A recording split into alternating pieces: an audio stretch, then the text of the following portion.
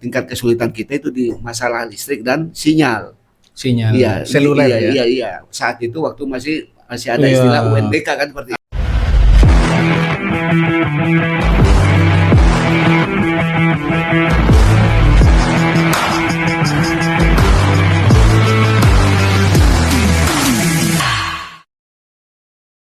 Assalamualaikum warahmatullahi taala wabarakatuh. Di kesempatan yang sangat istimewa ini kita akan mengenal lebih dekat salah satu pulau yang ada di Kabupaten Sumeneb, yakni Pulau Sakala, Kecamatan Sepeken. Pulau yang kaya akan potensi dan memiliki keunikan tersendiri dan masih jarang dikenal luas. Namun menyimpan begitu banyak cerita menarik tentang kehidupan masyarakat, budayanya, serta tantangan yang dihadapi. Selain itu, kita juga akan membahas keberadaan sekolah di 3T, terdepan, terluar, dan tertinggal di Kabupaten Sumeneb, termasuk tantangan pendidikan yang dihadapi di daerah kepulauan, serta upaya untuk meningkatkan kualitas pendidikan bagi generasi muda di wilayah tersebut. Nah, sangat istimewa karena dalam bincang podcast kali ini saya sengaja mengundang di depan saya ini adalah Bapak Haji Asmawi Aliman, yakni selaku Ketua Yayasan Nurul Amin Pulau Sakala. Iya. Assalamualaikum Pak Haji. Waalaikumsalam warahmatullahi wabarakatuh. Selamat datang di podcast Zulkifli Official ini. Iya. Jadi beliau akan berbagi wawasan tentang bagaimana kondisi pendidikan di Pulau Sakala, peran sekolah di 3T tersebut dalam membangun masa depan anak-anak di daerah terpencil, serta harapan besar bagi kemajuan pendidikan di wilayah kepulauan. Bagaimana kabarnya hari ini? Malam ini Pak Haji? Ya, alhamdulillah. Alhamdulillah sehat. Bisa Bapak gambarkan seperti apa kondisi Pulau Sakala? Seberapa jauh letaknya dari pusat ibu kota kabupaten ini? Kabupaten Sumeneb. Seperti apa? Iya. Bagaimana sebenarnya Pulau Sakala? Iya, Pak ya. Sebelumnya, Assalamualaikum warahmatullahi wabarakatuh. Waalaikumsalam. Ya, terima kasih Bapak. Sebelumnya saya sampaikan atas undangannya pada malam hari ini ke saya ya. Ya, sebelum saya datang ke sini sudah dikasih tahu bahwa ada acara seperti ini dan alhamdulillah saya diberi kesehatan sehingga bisa hadir di tempat ini. Sangat merasa bangga ya bisa ketemu dengan Bapak lagi yang sebelum ini Bapak juga sebagai pembina kami ya, sebagai panutan kami khususnya di pendidikan ya, karena Bapak sendiri sering datang ke Pulau Sakala dan ini tentunya memberi motivasi tersendiri kepada kami sebagai orang pulau.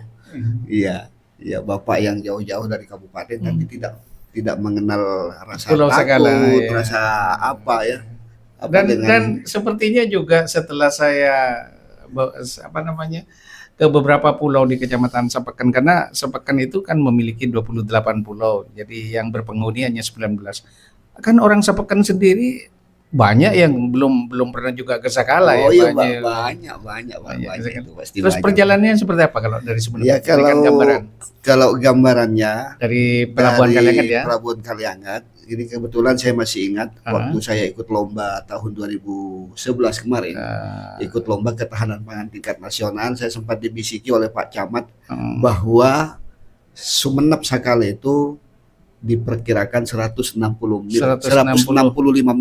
laut. Mil laut Pak, seperti itu. Jadi bisa dibayangkan kalau dari Kaliangat saja kita semua mungkin sudah tahu bahwa perjalanan Kaliangat ke Kangian ini kan 11 sampai 12 jam. Ya dari Batu Kulo ke Sepeken sekitar itu hitungan normal ya. Hitungan normal. Jadi ya. Kalau cuaca itu kalau kondisi bersahabat ya laut ya, itu. Kondisi bersahabat. Nah, kalau dari Batu Kulo ke Sepeken ini sekitar 4 jam. 4 jam.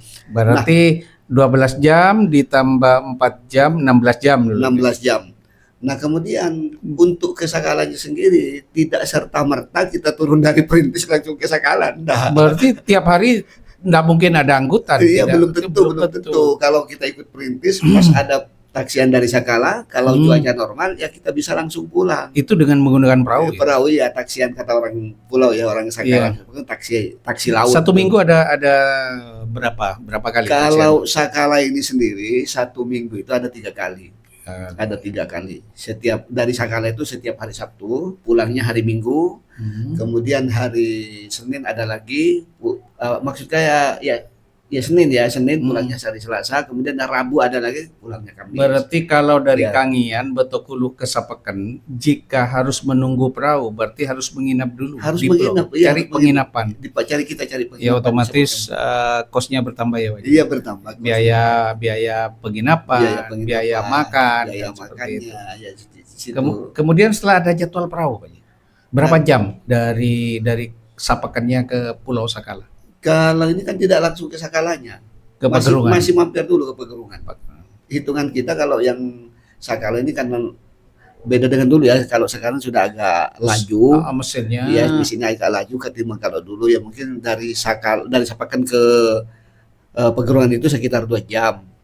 Nah, kemudian dari Pegerungan ke Sakala, Pegerungan besar. Pegerungan besar. Dari Pegerungan besar ke Sakala itu kurang lebih 3 jam. Atau lebih, Pak? Atau ya lebih. Saya kesana itu bukan kurang ya, lebih dari 3 jam seperti itu ya. Jadi kesana saya 3 jam 3/4, Iya, hampir iya. 4 jam. Itu pun melewati lautan lepas. Iya, lautan lepas. Anggap kalau Sakala ini sekitar kurang lebih 4 jam lah perjalanan. Kalau itu agak normal. Kalau hitungan normal ya, Pak, ketika cuaca laut bersahabat. Kemudian seperti apa sebenarnya kondisi geografis Pulau Sakala, Pak? Apakah ada tantangan ya? Apakah ada tantangan tersendiri yang dihadapi tentang Sakala itu sendiri? Misalkan seperti dalam kehidupan sehari-hari ketika terjadi cuaca buruk, misalkan ya cuaca buruk dalam 2 minggu, lalu bagaimana masyarakatnya? Otomatis kan sandang pangan kebanyakan didatangkan dari mana itu? Dari luar ya. Ya ada yang dari Banyuwangi ya. Dari Banyuwangi, ada yang dari Panarukan ya. Panarukan. Terus ada yang dari NTB. Dari Lombok itu. Lombok. Iya, dari Itu Lombok. kalau dari Lombok berapa jam?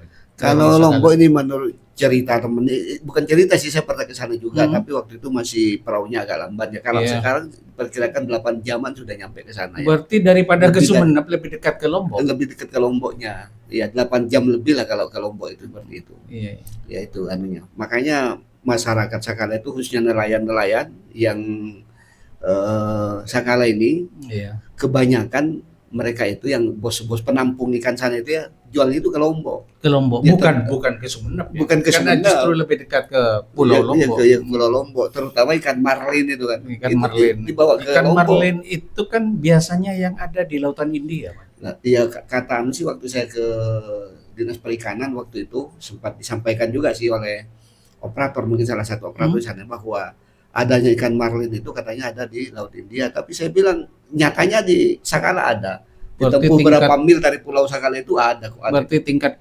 kedalaman lautnya itu sangat dalam ya, bisa mencapai 100 meter ya kalau sudah ikan marlin ada di situ. Iya ada. Nah, tentu yang kedua Pak Haji dari sisi budaya ya, kan apa saja keunikan yang dimiliki oleh masyarakat di Pulau Sakala yang membedakan dari daerah lain, khususnya di Sumeneb. Artinya satu pulau itu kalau dari sisi budaya konon katanya bahasa apa saja yang ada di situ? Oh gitu ya, masalah bahasa ya. Ya sebelum saya ke masalah budaya Pak ya, ke masalah bahasa ini terlebih dahulu saya tambah dulu yang tadi terkait dengan masalah tingkat kesulitan kita ketika musim musim cuaca buruk datang. Cuaca buruk, tingkat kesulitan masyarakat Sakala ini di sana kan pelabuhannya ini kan Sakala ini tidak seperti pulau-pulau yang ada di Kecamatan Sapeken Pak Haji. Pelabuhan rakyat.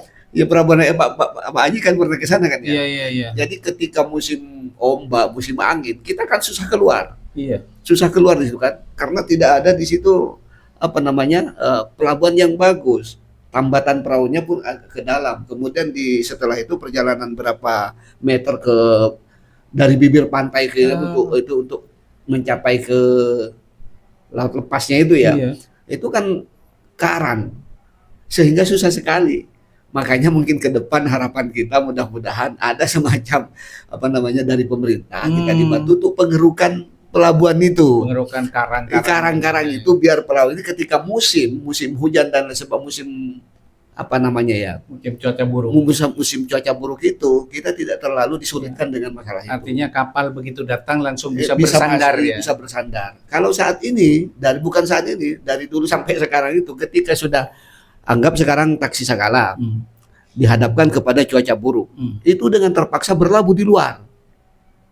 1, 2 sampai 3 hari bahkan lebih dari itu menunggu cuaca baik untuk masuk ke dalam ke Pulau Sakala itu sendiri. Ya Itu karena bagi masyarakat ya. bagi masyarakat ya. Kalau seperti lembaga pendidikan itu ada beberapa waktu yang lalu Iya. kan Pak Haji ini adalah pemilik Yayasan Nurul Amin. Amin ya, Iya, yang membawai beberapa lembaga ya, mulai Iya, dari siap. PAUD, kemudian SMP, Iya. SD, sampai kepada tingkat yang di atasnya. Kemudian kalau seperti UNBK ya, ujian nasional berbasis komputer, Berbasis kan, komputer. kan itu harus menggunakan server, harus Server. disinkronkan. Iya, dulu. disinkron Itu ke gimana ini gambarannya Nah, kondisinya Pak Haji? ini lagi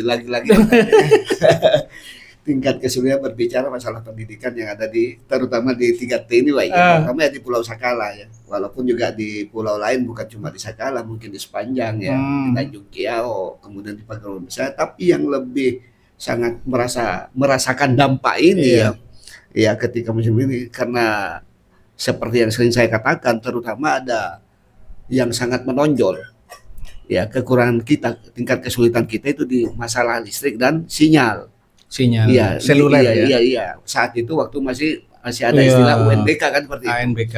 Nah ini sering terjadi waktu UNBK itu, kita itu setelah ujian servernya itu dibungkus rapi dan itu Dibungkus dengan apa Pak? dibungkus dengan plastik.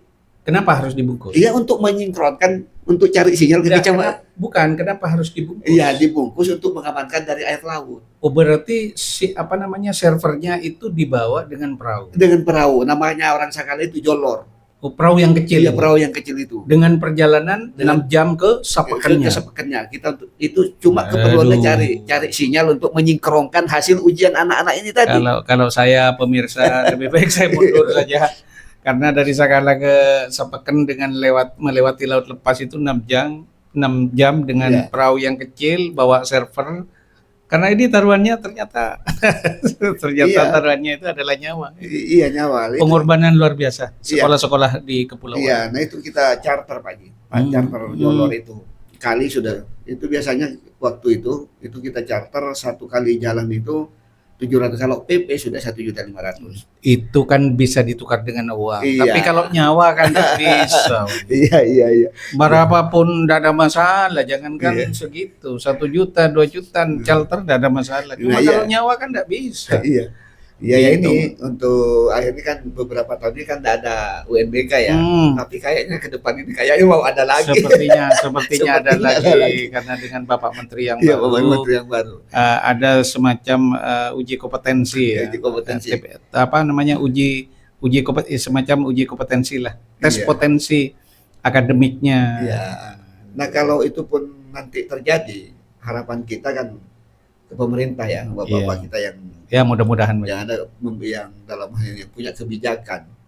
Ya, harapan kita khususnya untuk lembaga-lembaga di 3T ini, ya sebelum itu mungkin barangkali bisa kita dibantu dengan fasilitas, sarana prasarananya. Kayak seumpama salah satu tingkat kesulitan kita tadi di sinyal itu, paling tidak mungkin bisa dianggarkan ini cuma satu masukan saja, satu lembaga, satu Starlink. Kan ada kan seperti itu Pak. Oh, jadi sinyal yang langsung nembak satelit. Yang langsung nembak satelit itu. Kalau itu setiap lembaga punya dan itu dilengkapi di anunya, kan insya Allah itu tidak terlalu kesulitan gitu. Mudah-mudahan jadi harapan-harapan seperti itu demi tujuannya mencerdaskan anak bangsa yang ada di kepulauan non jauh di sana ya.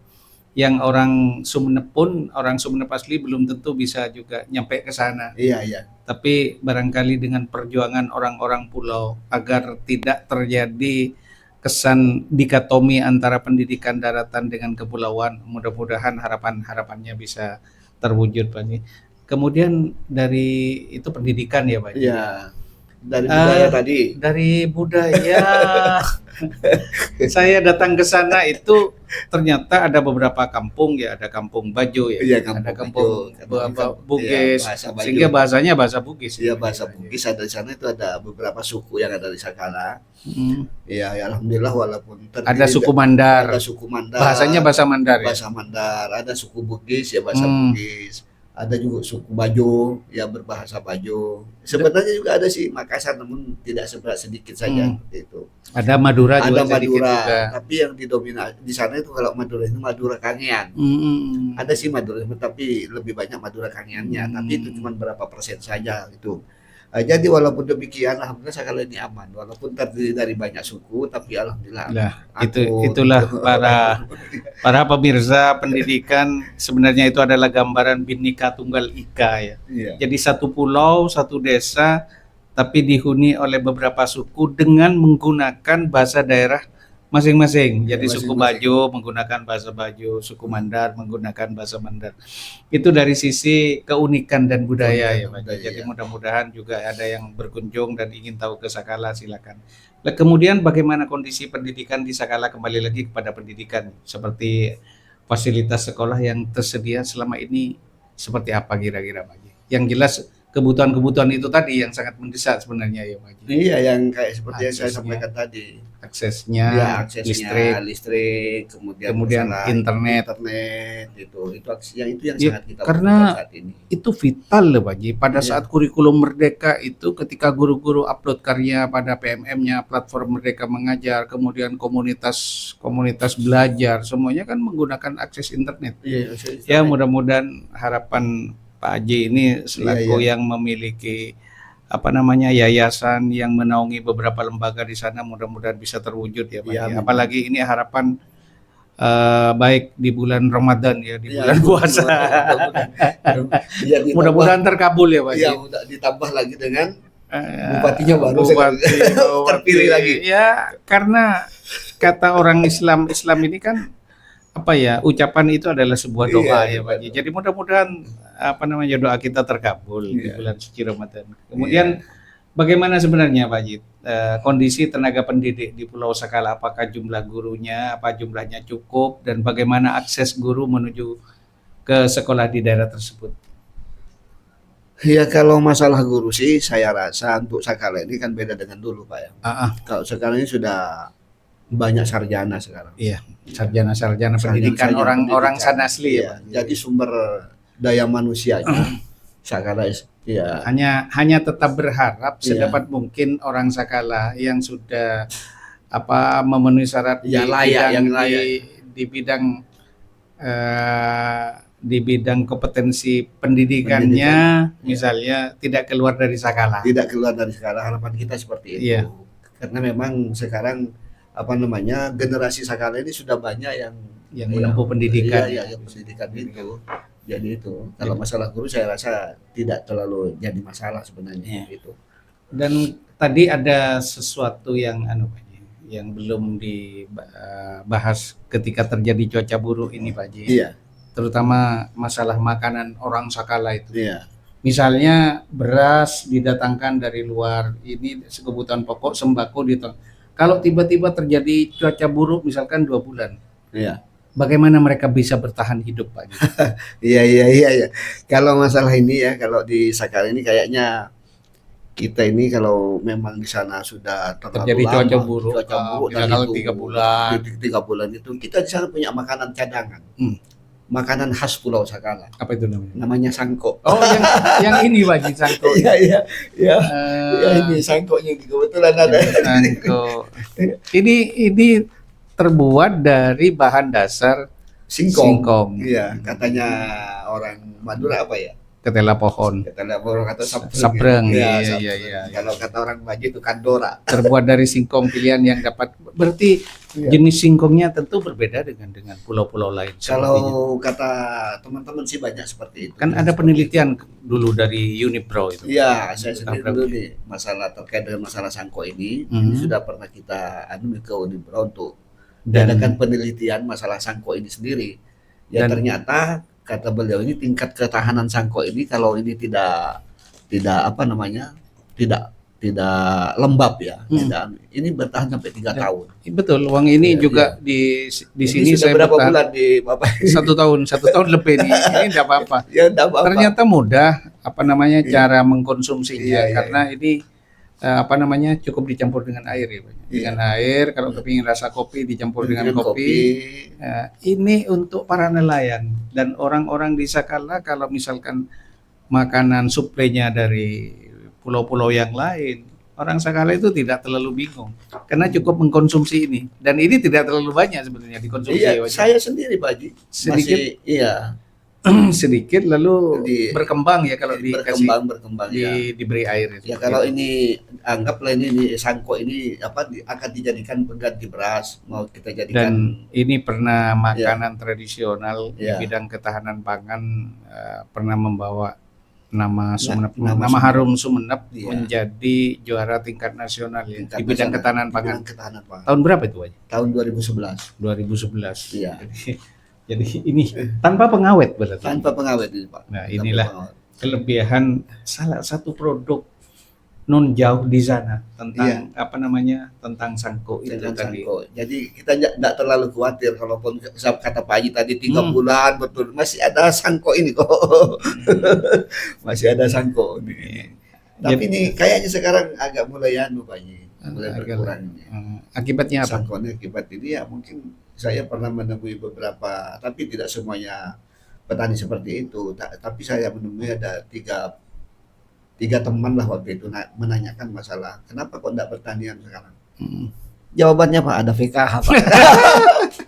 Ada PKH Pak sekarang katanya. Kenapa ya kita harus tanam minggu lagi sudah ada Aduh, ya PKH. itu kadang-kadang orang itu hanya ingat hanya ingin menjadi menikmati masaknya saja, tetapi tidak melalui sebuah proses. Iya, iya. Nah, itulah mungkin ya masyarakat kita memang perlu ada semacam edukasi lah tentang masalah begitu pentingnya bertahan seperti ini. Bahkan ketika saya di Sakala ini memang untuk awal-awal itu menjadi sebuah makanan andalan di sana ya. Iya. Bahkan bukan hanya sangko, tapi ada namanya jepa. Ya. Jepa ya. Jepa yang Iya. juga bahan Bahan dasarnya dasarnya dari dari singkong, dari singkong tadi. Iya. itu yang mungkin ketika kita bicara tentang pendidikan ya, pendidikan di Sakala, kemudian dari sisi budayanya, lalu yang terakhir Pak Haji, mungkin ada harapan masyarakat dan pendidik di Pulau Sakala terhadap pemerintah pusat ataupun provinsi maupun kabupaten dalam meningkatkan kualitas pendidikan, terutama terhadap lembaganya. Ada harapan mungkin Pak Haji? Iya, harapan kita Sarana prasarana. Iya, kayak sarana prasarana itu Hmm. kan kita jarang sekali kan disentuh di sana. Ya. Iya, jarang sekali. Mudah-mudahan Iya. seperti programnya Pak Mendikdasmin itu Iya. segera terwujud, akan Terwujud. mendapatkan Smart TV Iya, untuk itu sistem pembelajaran yang di sana. Iya, terutama ininya Pak Haji juga sarananya ini. Sarananya. Iya, terutama juga itu. Listrik dan internet itu Iya, yang iya, utama ya di terutama. bidang pendidikan. Kemudian ya mungkin ada tambahan ruang Untuk- baru kan seperti itu, iya, ada iya. labnya itu. Kayak di daratan kan lengkap. Iya. Nah, kemudian yang kita di kepulauan juga maunya sih seperti itu juga, walaupun tidak terlalu sama, paling tidak mirip-mirip Minimal mendekati. lah seperti itu. Orang pulau juga ingin maju, walaupun kita ada di tiga tadi juga sama, ada keinginan juga untuk maju, untuk lebih meningkatkan. Tapi apa boleh buat, karena kita dihadapkan kepada sesuatu yang sangat sulit. Tapi saya melihat dari semangat orang pulau ini semangat yang luar biasa Pak Haji. Ya, Karena alhamdulillah. mungkin semangatnya ya semangat abental ombe asapo angin. Iya, Dan ada filosofi orang dulu mengatakan bahwa nenek moyangku orang pelaut ya. Sehingga apapun kondisinya orang pulau itu memiliki semangat yang besar, termasuk juga di dalam dunia pendidikan. Seperti itu ya Pak Haji. Seperti itu. Ya, ini Demikian. kayak di Sakara ini kan alhamdulillah Pak Haji ya. Kalau dulu itu kan cuma ada SD. Ya, saya merintis pendidikan walaupun di swasta di luar negeri sejak tahun 1987. Sampai sekarang berkembang ke Ya, SMA ya. sudah ada SMA. Bahkan ada pautnya ya. Ya, ada pautnya. Ini kan sudah yang perlu kita syukuri.